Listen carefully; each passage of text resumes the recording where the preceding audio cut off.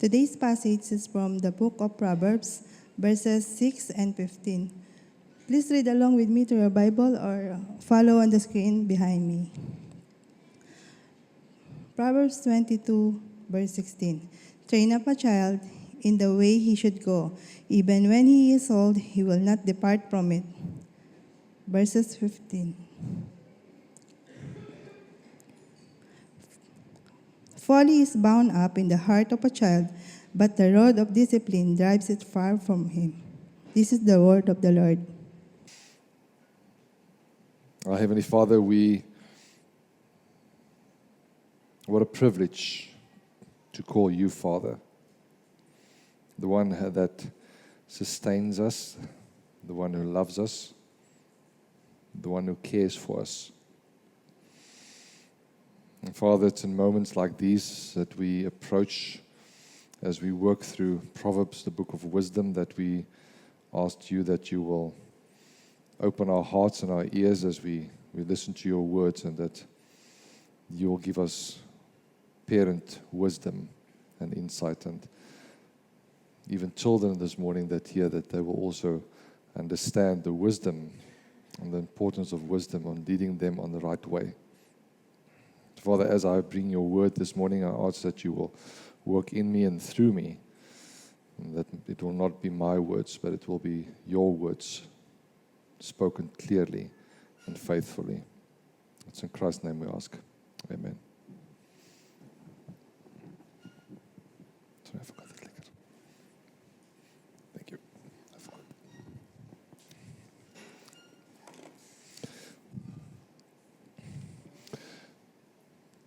To those who have not been in the military or in some shape or form of school cadet camp where they take you out for a week and they teach you in the bush a very short course of being in the army,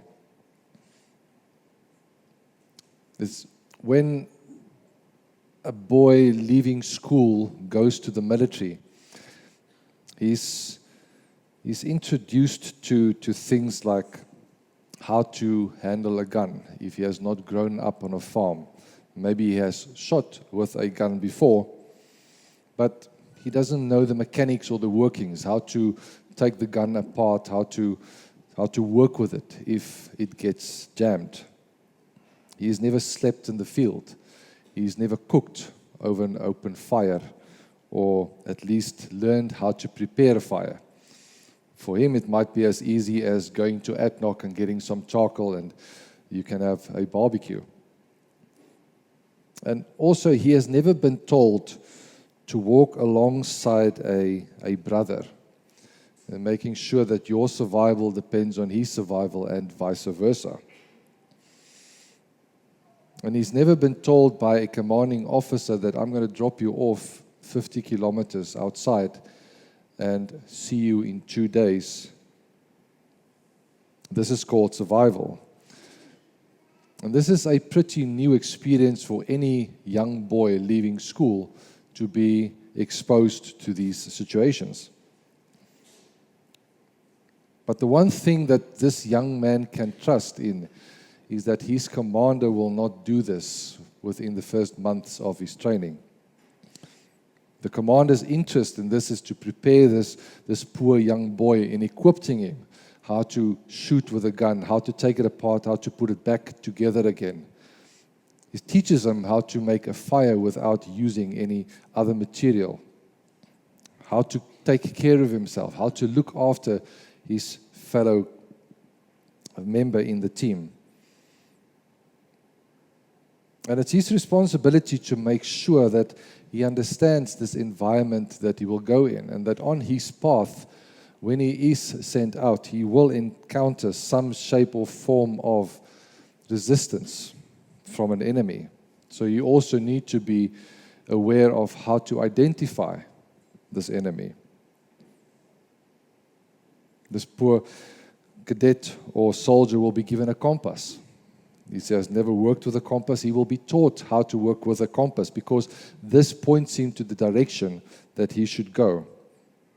And if he reads it wrong, he will go on the wrong way. ultimately, this soldier's trust and responsibility is in the counsel and the knowledge and understanding he receives from his officer.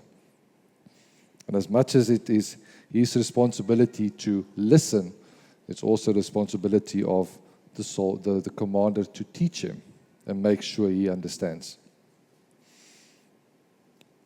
And this is exactly what we find in this passage in chapter 22 that deals with the instructions from the wise, we as parents, how we are admonished to reorientate our youth in this endemic selfishness of this world that tries to deceive them, try to steer them on the wrong way of the world. Because ultimately, if they do go, they will be lost. So the title of this sermon, and I was trying to look at different types of titles, but it comes down to wisdom and parenting. And what we'll look at as two main points is dedicate your child in the fear of the Lord. And the second point is the rod of discipline drives foolishness out of the heart. And we look at the first point, it says, train up a child in the way it should go. And the question I want to start off with this morning is, do you know or do you have a goal that your child should go? How do you know what is the way he should go? The CSB translation starts off with, it says, start a youth out on this way. The ESV and New King James starts off, as we have read here, train up a child. And ultimately, it means that we have to start off somewhere. There's going to be an age that we have to start off somewhere with a purpose of training our child on the way that he should go. And the language that Solomon intends to use in this proverb, it means that to train up or to commit means to commit the path, your children in the path of wisdom. And this involves a formal way of teaching. Here we find a patch of wisdom of moral living. As we have seen, this is how Proverb prepares. Everything that's from Proverb is preparing us for the moral ethics in life. And we find in this proverb, as Solomon has intended, two words, which means hanok. It means dedicate. And teaching your child, followed by another word, which means hanak, which means and translates to continually. And if we put these two meanings together, it means that we have to continually dedicate our children in the teaching of the Lord. Faithful training in the fear of the Lord. And what we notice in this verses 6, this two parallel verses, means the one is a formal training and the other one is a consequence. So how effectively we execute the formal training will be that there will be an outflow of a consequence. We are constantly reminded in the book of Proverbs that those who listen also need to understand this wisdom. And if it is not done correctly, we have read in Proverbs 17:10 that the fool will receive blow by blow and will struggle to perceive the wisdom. So those who walk on the way, when we sit, when we lie down, when we rise, we've heard this morning from Deuteronomy again. It starts with wisdom and training of your child in a formal way, in the counsel of the Lord. So it's no surprise that Scripture places an emphasis on the training and proper training of our children in the fear of the Lord. And we have looked at the fear of the Lord, what it means.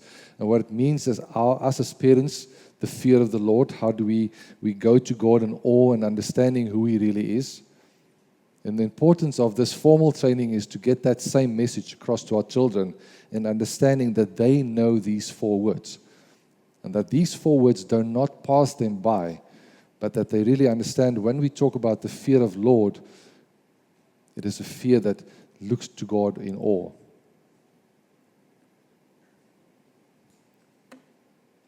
We had in the parenting study, there's always something that I start off with. And it goes like, we are not so different from our children as we would like to admit. The thing is, if we want to teach our children, if we want to lead them on the right path, it also starts off with our own hearts. A child in his youngest years is foolish. It's the worst part, that you can teach your children to not continue on the way that they should not go. And one thing that we should never underestimate as parents is, how does our conduct look towards our children? How do we as fathers, or how do we as mothers look towards, how do we present ourselves towards our families? And although teaching is maybe seen as only mere a conversation, sitting down with your child, it's also worth to remember that us as husbands, or those to be husbands, to remember that, how do you talk to your wife in front of your children? Do you look at it from a perspective of 1 Peter 3:7, where it says you need to love your wife and you need to take care of her as the weaker vessel? How do you women or women to be, how do you look at 1 Peter 1-6 when it talks about submitting to your husband? How does that look? Does your daughter see the way that how you present yourself, how you submit to your husband, him as the authority, as the one making the decisions? Does she notice that? We as parents need to be careful, because during these young ages, a child observes these things. We should not only think that it's only by words that they are taught. The right road is what Luke has also preached about some couple of weeks ago. How do we set a standard of living in our homes? The way of the wise or the way of the wicked? And in recent years, there's been a lot of secular advice going around how to train your child, and they've tried to move away from, not clinging too close to what the Bible teaches. They move away from what Scripture teaches, and the dangers that some commentaries point out is that this advice points to a training that allows a child to find his way. The child's ability to potentially be considered, and it should be. We should respect the child as an individual, but not his self-will. If you allow your training to be bent to accommodate the will of a child, it will lead to evil inclinations, allowing them to have their own will. And this will become or continue to be their way throughout life. Our duty as parents is still to do training continuously. And training according your child, not training your child according to his will, but to what Proverbs had to say. And that we should train the child on the way that he should go. When we look at this passage, it doesn't say train a child on the way that he will go, or that he would like to go, or that he could go. It teaches us that the passage teaches the way that he should go. And Solomon, having wisdom, placed it in there that it is a directive that he should go on this road. Imagine this poor soldier receiving training from his instructor on the way that he could go. Then it provided him with an opportunity to neglect the way that he should go. And the result is that he will be lost, and he will even might die. The image that the writer of Proverbs pictures here is a path chosen by God, given to us as ambassadors, and to teach our child in the direct way he should go. Proverbs 22 verses 6 is a continuation of 22:5. And it puts it in context, just to have a better understanding of how we ought to teach our children on the right path. And we read in Proverbs 22:5, and it says, "Thorns and snares are in the way of the crooked. Whoever guards his soul will keep far from them." We need to teach our children to guard their souls and to stay off this path and not to go there.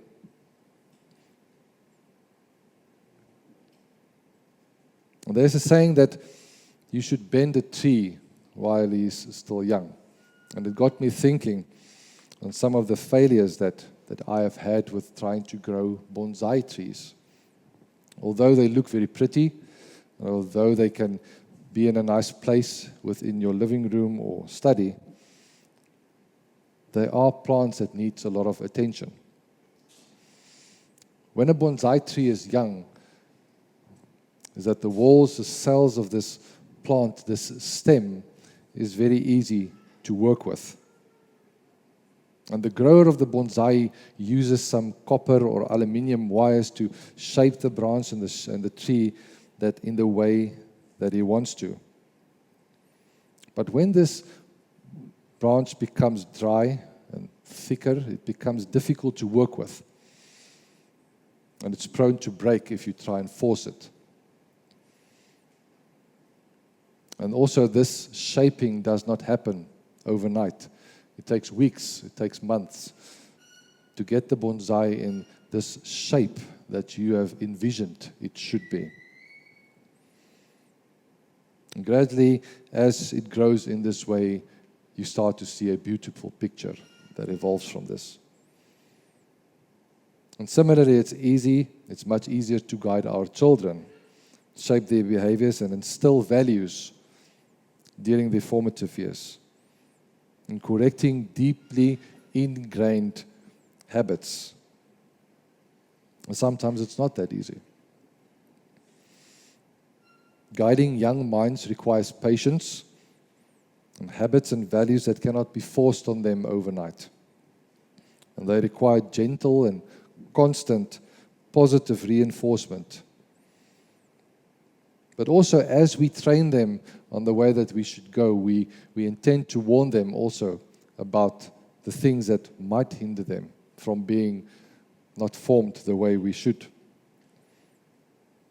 We look at things like the bonsai grower that looks at temperature, moisture, too much water. These are all things that are dangers to the growth of this plant. But most importantly is the soil. What we put in the soil, what he puts in there. And what is the nutrition that's being brought up into this plant?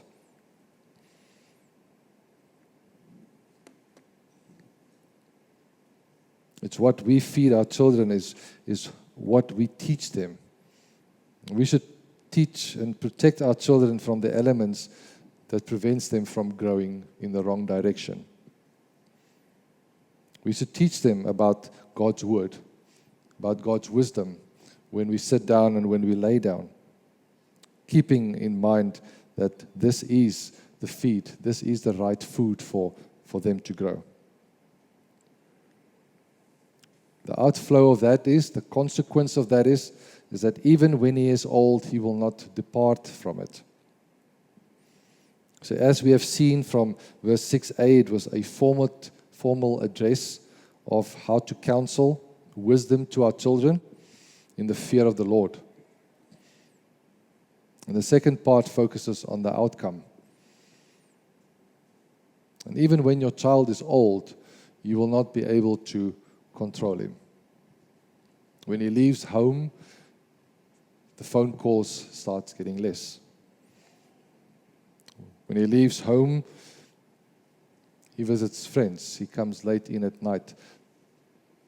And the thing is that when he leaves home, controlling your child becomes less and less easier. He goes out into his own world. He goes out on his own journey. And what we teach them from the beginning is what they will take with them and what they learn. There's a commentary from McCain. It says, according to this way must mean that the way he ought to go.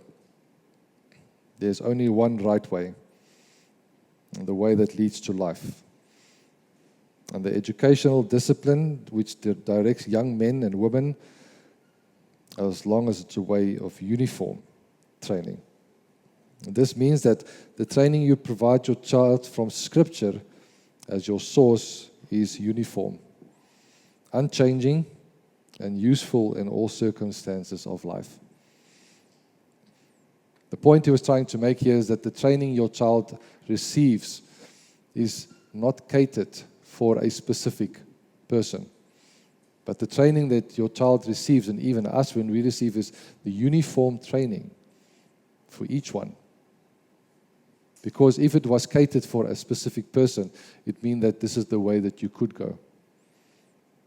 But being uniform, it means that this is the way that each one of us should go, because our direction is the same way to eternal life. And sometimes it's not that easy. And we look at the second point where it says, the rod of discipline drives foolishness out of the heart. In the verse 15a, it says, folly is bound up in the heart of the child.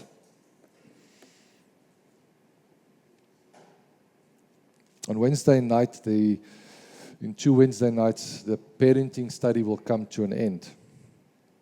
After almost 14 weeks of listening and going through the book of Paul Tripp, we got to understand that this whole book deals with the heart of the child. It doesn't deal so much with what we equipped the parent to try and change your child, because that will be impossible. But what it trained us, what it showed us through this, is it has to do with the child's heart. And guess what? We haven't even touched most of that. I want to read one of Paul Tripp's commentaries, and there's 3 commentaries that he points out when he talks about the child's heart. And the first one, he says, this passage makes it clear that it is at stake in parenting is bigger than whatever a child will do well at school, get a good job, or have a happy marriage and life. Now, what is at stake is the heart of the child. Will your child be rescued from his or her foolishness and live in a life shaped by the fear of the Lord?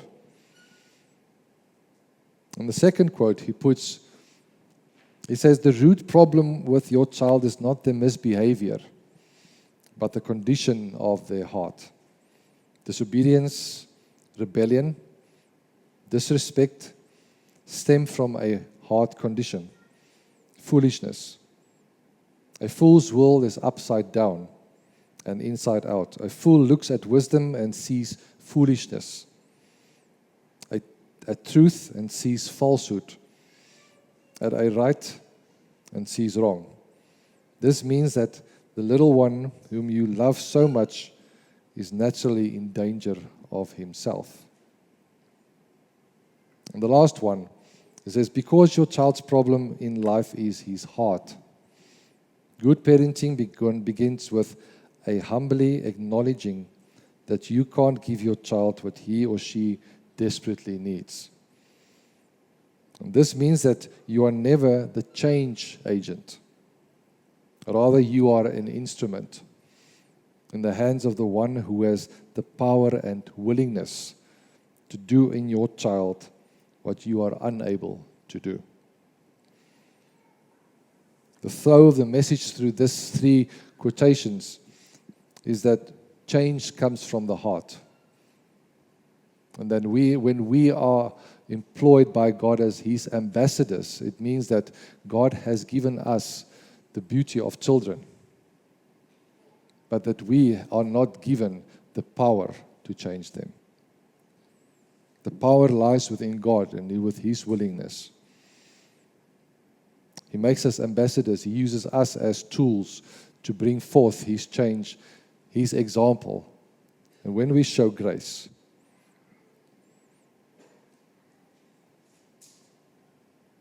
we do not like to discipline our children. But this is also how God deals with us from time to time. Is that we are disciplined in the way so we can get on the road again. In Proverbs verses 15, it directs us to a parenting discipline. It says here that discipline will remove the folly. Youth is inward foolish, and him or she must be directed through discipline on the right path. One protects our children from the deadly ways when we do discipline. And start a life off to that in the opposite direction of folly. It means that foolishness is within the heart of the children, the place that needs change. And children are not born, as some would assume, morally neutral. There is a moral problem, foolishness. It is bound up in the hearts of a child. It was even brought up in our hearts when we were young. Eventually, evidently by the fact that your children will naturally sin without being taught how to sin. It's an unfortunate event of inherited sin that we sin and that our children sin. And they need rescue. But the rod of discipline drives it from them. We read that the rod of discipline drives out the evil of the heart of a child. And we read God provides a way to drive out the folly. And this is the rod of discipline. And once again, discipline is not easy. I remember with my children when I had to discipline them, it was not a pleasant event. You felt guilty afterwards. But in the context of the church, we see discipline as it flows through, even when it comes to disciplining members. But in this context, it talks about the child. Historically and contextually, the rod may refer to a physical discipline. But broadly, it speaks about how do we purposely and deliberately, with firm guidance, teach our children. The ultimate goal is to steer your child away from the foolishness, from the harmful behaviors, and develop an intentional self-discipline later in life. The fear is, if we avoid this discipline, we read in Proverbs 13:24, it says, "Whoever spares the rod hates his son, but he who loves him is diligent to discipline him." As for discipline our children, we need it because they are morally immature. Our training of our children must be addressed to the folly. If we dedicate our youth according to their own foolish ways, when he or she grows up, they will not depart from it. In Proverbs 29:15, we read, "The rod and reproof gives wisdom, but a child left to himself brings shame to his mother." Our children are corrupt by nature. Their affections are set on malice, wickedness, disobedience, and rebellion. And even when we look at David from Psalms 51, we read that, "Behold, I was brought forth in iniquity, and in sin did my mother conceive me." One thing that David understood very well was the heart of God. David understood that God's heart was pure. God disciplined him for the purpose of being corrected. And therefore, when David prays, continue in Psalms 51, he says, "Create in me a clean heart, O God, and renew a right spirit within me." Discipline and understanding, confession, if you like, that you have done wrong, shown remorse, turning from your sin in repentance, and asking God to give you a clean heart is the point your child should reach in the relationship with you and with God. When I was writing this, I was specifically focusing on what I would tell the children this morning. And I think the message to children this morning is that your parents discipline you because they love you. God disciplines us because He loves us. A shepherd disciplines his sheep when they wander off, because in the wilderness there are lions and bears that if they will catch them, they will eat them. And even King David, when he went to fight Goliath, he came up and he said that he has killed a many lion and bears that wanted to snatch from his flock. There are real dangers on the road that we need to protect our children from. Moreover, children, because God loves you, your father and mothers are ambassadors of God, and they act on God's behalf.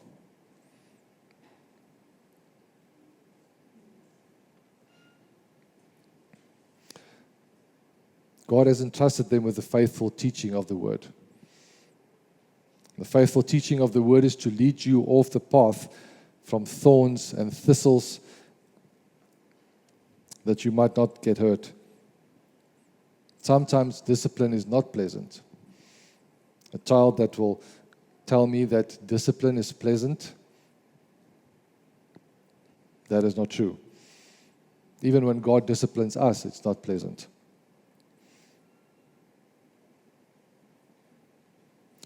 This proverb speaks to us this morning, not only because those with children or those with not children or speak to us as parents.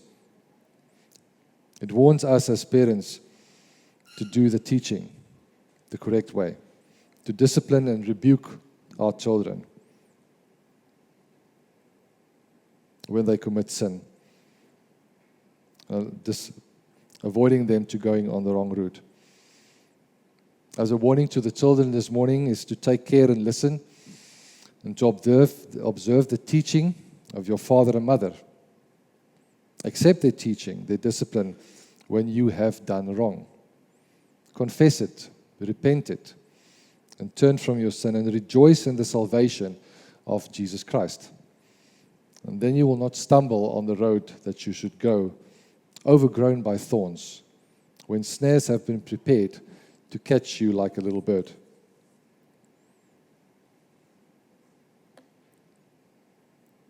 The other side is also true. Maybe there are some parents sitting here this morning. It's what do you do when your child has fallen away? What do you do when your child has stepped away from the way that he should go? What do you do when your child has been caught up in the road of thistles and thorns? As I've mentioned, once your child leaves the house, it is up to you or up to him what you have taught him. The only thing that we as parents can do is we can bring our children before God. Dear friends, you can only keep your heart focused on God.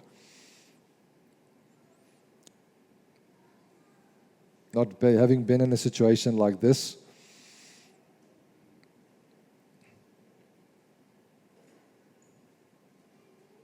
and getting yourself in there is to get advice to those who have walked this way, even in the counseling that they have received. It is heart-wrenching to see your son and daughter fall from the faith. You have worked so hard to teach them, clinging to the truth that you love so dearly, and that they have rejected. How do you work through this pain when you see them going this way? Some of the counseling commentaries that I've read on the biblical counseling is that we should not blame ourselves. It's not the decision that we have made. But we should remember who we are in Christ. And it's not us that has the power to change, but we bring our children continuously before God to bring them back on the road. When our children leaves the home, we surrender them to God in prayer and to watch over them. When they find them in situations like this, you ask and you continue to pray that God will soften their hearts, that they might turn back to Him. There are also a way and a chance in the relationship that God will change their hearts. We should be remembered that we have not seen the final chapters in our children's life. God can use sons and daughters' mistakes to teach them valuable lessons as He has used us. So as I go into a closing, I made a note here to ask the congregation to listen and to listen carefully. And it says, we use verbal instruction and the rod to prevent repeated folly, and values as God-given, the counsel of God from a child's perspective and character, to allow them to see their own sinful behaviors when they have gone astray on the road of thorns, grieving their sins, confessing them to you and before God. Teach your children to repent, to turn to God in their helplessness, and ask Him to rescue them. What I've said from the beginning is that we are not so much different from our children as in this picture that I've just sketched. It's also how we look in our lives when we have gone astray. Dear friends, I've mentioned this to draw our attention that when we reflect on our relationship with God as our Father, we look to our Father, that the one who has given us grace. We have looked at the one who counseled us, who has disciplined us, and who is using His word to teach us. In the same way, when we try to avoid our children on going on these paths, we teach them the same. We show them grace when they have sinned. We are not so much different because we have received God's grace through Christ. And because of our sinfulness, we ought to show the same to our children. It's only by God's grace that He has given us the opportunity to be faithful fathers and mothers. It's only through God's grace that He has shown us our hearts. It's only through His grace, through Christ, that we can go on our knees and pray for our children.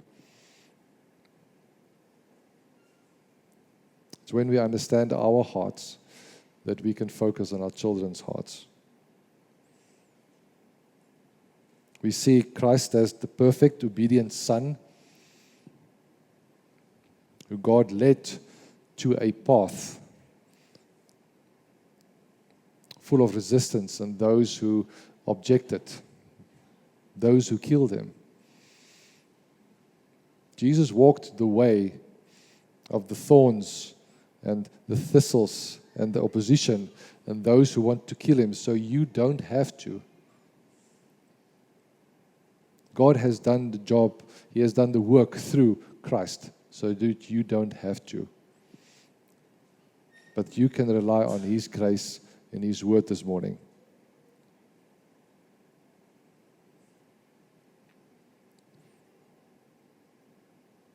coming back to the soldier and all that he has given, all the knowledge, that when he goes into camp after this 50 kilometers and these 2 days, the only thing he can go is up to his commander and say, thank you. It's our duties and it's our responsibilities as we dedicate our children before God every night to give thanks to Him. When we look at understanding, when we learn His grace, and when our hearts are changed from folly to love, joy, and kindness and affection for God, and the righteousness to do for the glory of God alone. May we teach our children these ways. May we set an example for them. Children, may you understand when you are being disciplined.